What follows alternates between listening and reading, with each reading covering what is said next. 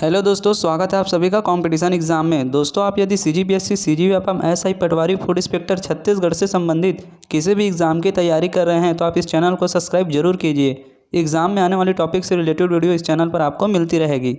आज के इस वीडियो में हम बात करने वाले हैं 23 जनवरी 2022 को आयोजित महिला पर्यवेक्षक परीक्षा में आए हुए प्रश्नों के संभावित उत्तरों के बारे में। मैं जो प्रश्न पत्र का उत्तर बताने वाला हूं वो है मॉर्निंग शिफ्ट में हुए खुली सीधी भर्ती परीक्षा के प्रश्नों के संभावित उत्तरों के बारे में। चलिए देखते हैं पार्ट 1, महिला एवं बाल विकास विभाग से संबंधित योजनाएं एवं कार्यक्रम। प्रश्न पहला दिया हुआ है, निम्नलिखित में से कौन सी बीमारी इंसेक्ट वेक्टर के द्वारा संचारित होती है। तो कौन सी बीमारी इंसेक्ट वेक्टर के द्वारा संचारित होती है, तो इसका सही आंसर आएगा ऑप्शन बी, मलेरिया। प्रश्न दूसरा दिया हुआ है, निम्नलिखित में से किसमें प्रोटीन एनर्जी कुपोषण सामान्यतः दिखाई देता है एवं अधिकतम घातक परिणाम होते हैं। तो कौन सा अवस्था में घातक परिणाम दिखाई देते हैं, तो इसका सही आंसर आएगा ऑप्शन बी, किशोरा अवस्था और बचपन। किशोरा अवस्था और बचपन में जो है प्रोटीन एनर्जी कुपोषण सामान्यतः दिखाई देता है। चलिए बढ़ते हैं अगले प्रश्न की ओर।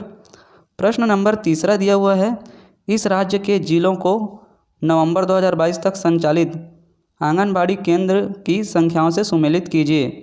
तो इसमें जो है एक तरफ जिले का नाम दिया हुआ है और दूसरा तरफ जो है संचालित आंगनबाड़ी केंद्रों की संख्या दिया हुआ है। तो चलिए देखते हैं सही आंसर क्या आएगा। पहला बलरामपुर। बलरामपुर में जो है 2005 आंगनबाड़ी केंद्र जो है संचालित है, तो इस बलरामपुर का आएगा ई। उसके बाद दिया हुआ है जसपुर। जसपुर में जो है 2931 आंगनबाड़ी केंद्र संचालित हैं। उसके बाद तीसरा जो दिया हुआ है कोरबा। कोरबा में जो है 2280 आंगनबाड़ी केंद्र संचालित हैं। चौथा राजनांदगांव। राजनांदगांव में जो है 2694 आंगनबाड़ी केंद्र संचालित हैं। पांचवा दिया हुआ है रायगढ़। रायगढ़ में जो है 2894 आंगनबाड़ी केंद्र संचालित है। तो इस तरह से इसका सही आंसर होगा ऑप्शन डी। चलिए बढ़ते हैं अगले प्रश्न की ओर। प्रश्न चौथा दिया हुआ है, घरेलू हिंसा से स्त्री का संरक्षण अधिनियम 2005 के अंतर्गत शारीरिक दुर्व्यवहार से अभिप्रेत है। तो इसमें 4 ऑप्शन दिया हुआ है। ऑप्शन ए में दिया हुआ है शारीरिक पीड़ा हानि, ऑप्शन बी में दिया हुआ है जीवन या शारीरिक अंग को खतरा, स्वास्थ्य को खतरा, ऑप्शन सी में दिया हुआ है प्रहार, आपराधिक भय और आपराधिक बल, ऑप्शन डी में है उपरोक्त सभी। तो इसका सही आंसर आएगा ऑप्शन डी, उपरोक्त सभी। घरेलू हिंसा से स्त्री का संरक्षण अधिनियम 2005 के अंतर्गत शारीरिक दुर्व्यवहार से अभिप्रेरित जो है ऑप्शन ए, बी, सी सभी हैं। तो इसका सही आंसर आएगा ऑप्शन डी, उपरोक्त सभी। चलिए बढ़ते हैं अगले प्रश्न की ओर। प्रश्न नंबर 5वां जो दिया हुआ है, वर्ष त्यौहार के अनुसार नीचे दी गई तालिका में वर्ष और कुपोषण के प्रतिशत का सही मिलान करें। चलिए देखते हैं इसमें सही मिलान करके। पहला दिया हुआ है 2015-16। 2015-16 का आएगा 29.87%। दूसरा दिया हुआ है 2016-17। 2016-17 का आएगा 30.13%। तीसरा दिया हुआ है 2017-18। 2017-18 का आएगा 26.33%। चौथा दिया हुआ है 2018-19। 2018-19 का आएगा 23.37%। तो इसका सही आंसर होगा ऑप्शन बी। चलिए बढ़ते हैं अगले प्रश्न की ओर। प्रश्न 6वां दिया हुआ है, 5 वर्ष तक के कुपोषण से ग्रसित बच्चों का प्रतिशत राज्य में एवं भारत में निम्नानुसार है। तो इसका सही आंसर होगा ऑप्शन ए। इस राज्य में 37.6% और भारत में 35.7% जो है कुपोषण से ग्रसित बच्चों का प्रतिशत राज्य एवं भारत में है। चलिए बढ़ते हैं अगले प्रश्न की ओर। प्रश्न नंबर 7वां दिया हुआ है, शाला पूर्व शिक्षा के संबंध में 3 से 6 वर्ष के बच्चों के लिए निम्नलिखित में से कौन सा ग्रुप सही नहीं है। तो कौन सा ग्रुप सही नहीं है ये देखना है अपने को। ऑप्शन ए में दिया हुआ है उत्सुक, जिज्ञासु, कल्पनाशील, क्रियाशील। ऑप्शन बी में दिया हुआ है उत्सुक, जिज्ञासु, सहज, आत्म केंद्रित। ऑप्शन सी में दिया हुआ है सहज, आत्म केंद्रित, एकाग्रित, जिज्ञासु। ऑप्शन डी में दिया हुआ है उपरोक्त में से कोई नहीं। तो इसका सही आंसर होगा ऑप्शन सी, सहज, आत्म केंद्रित, एकाग्रित, जिज्ञासु। चलिए बढ़ते हैं अगले प्रश्न की ओर। प्रश्न नंबर 8वां दिया हुआ है, नौनी सुरक्षा योजना के संबंध में निम्नलिखित में से क्या सही हैं। तो क्या सही है ये देखना है अपने को। पहला दिया हुआ है, यह योजना 1/4/2014 से प्रारंभ की गई। दूसरा दिया हुआ है यह योजना 1/1/2014 को प्रारंभ की गई। तीसरा दिया हुआ है इस योजना के तहत 18 वर्ष तक के लड़की का विवाह न होने पर एवं 12वीं तक की शिक्षा पूर्ण करने पर 1 लाख परिपक्वता राशि दिए जाने का प्रावधान है। चौथा दिया हुआ है इस योजना के तहत जनवरी 2021 तक 56,518 हितग्राहियों को पंजीकृत किया गया। तो इसमें क्या है सही, ये देखना है अपने को। तो इसका सही आंसर है ऑप्शन सी, पहला तथा तीसरा। पहला में दिया हुआ है यह योजना जो है 1/4/2014 को प्रारंभ की गई। तीसरा दिया हुआ है इस योजना के तहत 18 वर्ष तक लड़की का विवाह न होने पर एवं 12वीं तक की शिक्षा पूर्ण करने पर रुपये 1 लाख परिपक्वता राशि दिए जाने का प्रावधान है। तो इसका सही आंसर होगा ऑप्शन सी, सिर्फ ए पहला तथा तीसरा। प्रश्न 9 में जो है 4 कथन दिया हुआ है। पहला दिया हुआ है समेकित बाल विकास परियोजना 2 अक्टूबर 1975 से शुरू हुई। दूसरा दिया हुआ है संदर्भित सेवाएं शारीरिक रूप से विकलांग बच्चों, जोखिम वाले बच्चों और बीमार बच्चों को दी जाती है। तीसरा दिया हुआ है शाला पूर्व शिक्षा 3 से 6 वर्ष के बीच बच्चों को दी जाती है। चौथा दिया हुआ है पूरक पोषण योजना नवजात शिशुओं के लिए निर्धारित है। तो इसमें 4 कथन दिया हुआ है। उपरोक्त चारों कथन में से कौन सा सही है ये अपने को देखना है। तो तीसरा, चौथा और पहला जो है सही है। पहला में दिया हुआ है समेकित बाल विकास परियोजना 2 अक्टूबर 1975 से शुरू हुई, ये बिल्कुल सही है। उसके बाद जो दिया हुआ है तीसरा, शाला पूर्व शिक्षा 3 से 6 वर्ष के बीच बच्चों को दी जाती है, ये भी सही है। चौथा दिया हुआ है पूरक पोषण योजना नवजात शिशुओं के लिए निर्धारित है, ये भी सही है। तो इसका सही आंसर आएगा ऑप्शन सी, तीसरा, चौथा, पहला। चलिए बढ़ते हैं अगले प्रश्न की ओर। प्रश्न 10वां दिया हुआ है 2 अक्टूबर 1975 को निम्नलिखित विकास खंडों एवं आंगनबाड़ी केंद्रों में समेकित बाल विकास योजना को प्रारंभ किया गया। सही युग्म का चयन करें। इसमें हमको सही युग्म का चयन करना है। तो इसका सही आंसर होगा ऑप्शन सी, 33 विकासखंड एवं 4,891 आंगनबाड़ी केंद्रों में। चलिए बढ़ते हैं अगले प्रश्न की ओर।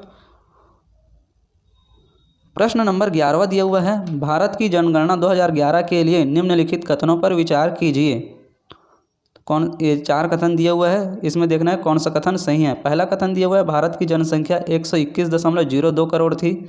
दूसरा दिया हुआ है भारतवर्ष में 6 से कम आयु के बच्चों की जनसंख्या 13.88 करोड़ थी।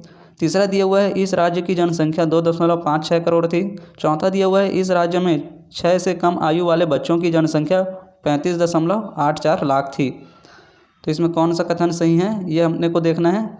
तो तीसरा, चौथा और पहला ये कथन जो है सही है। पहला दिया हुआ है भारत की जनसंख्या 121.02 करोड़ थी, ये सही है।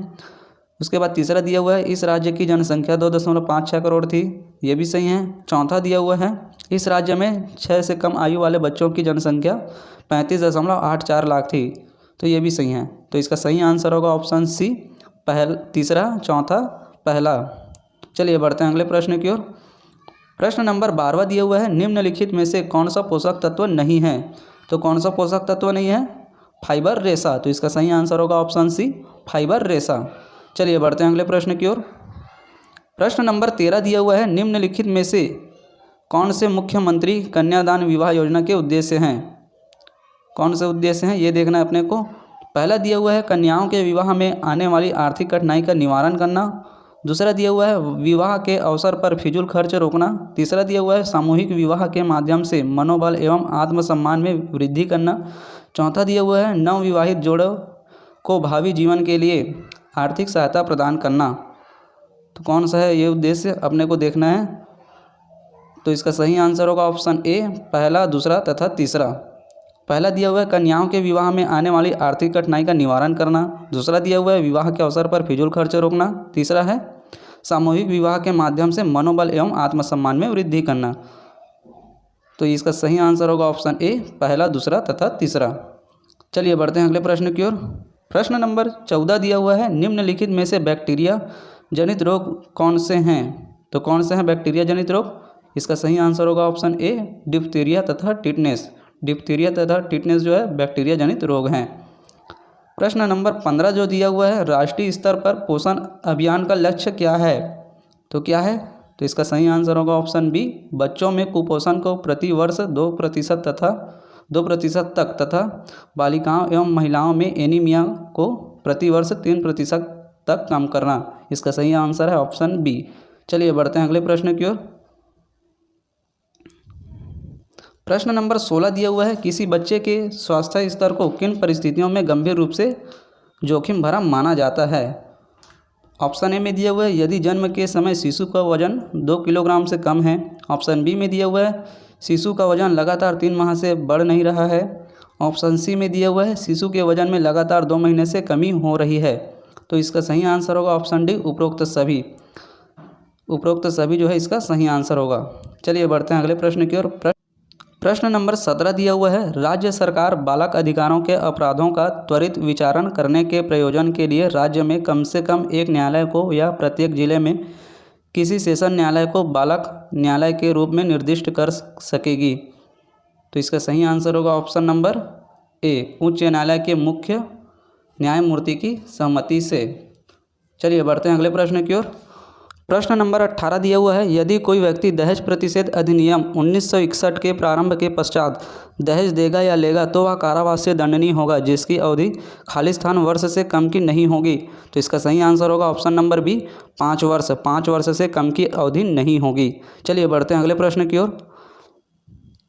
प्रश्न नंबर 19 दिया हुआ है, निम्नलिखित में से कौन सा भारत सरकार द्वारा पूरक पोषण आहार के लिए निर्धारित वित्तीय मापदंड पोषक तत्व एवं ऊर्जा 6 माह से 6 वर्ष तक के लिए गंभीर कुपोषित बच्चों के लिए सही हैं। तो इसका सही आंसर होगा ऑप्शन नंबर सी। चलिए बढ़ते हैं अगले प्रश्न की ओर। प्रश्न नंबर 20वां दिया हुआ है, रेडी टू ईट फूड में कौन से घटक नहीं होते हैं। ऑप्शन ए में दिया हुआ है, गेहूं, सोयाबीन, चना तथा शक्कर। ऑप्शन बी में दिया हुआ है, सोयाबीन, चना, शक्कर तथा सोयाबीन का तेल। ऑप्शन सी में दिया हुआ है, सोयाबीन का तेल, गेहूं, सोयाबीन तथा चना। ऑप्शन डी में दिया हुआ है, उपरोक्त सभी। तो इसका सही आंसर होगा ऑप्शन डी, उपरोक्त में से सभी। दोस्तों, मेरे द्वारा बताया गया उत्तर संभावित उत्तर है। व्यापम जब भी अपना मॉडल आंसर जारी करेगा, आप अपने OMR शीट से ज़रूर मिलाइएगा। वीडियो अच्छा लगे तो वीडियो को लाइक करें और ज़्यादा से ज़्यादा लोगों में शेयर करें। और अभी तक आपने हमारे चैनल को सब्सक्राइब नहीं किया तो प्लीज़ चैनल को सब्सक्राइब जरूर करें।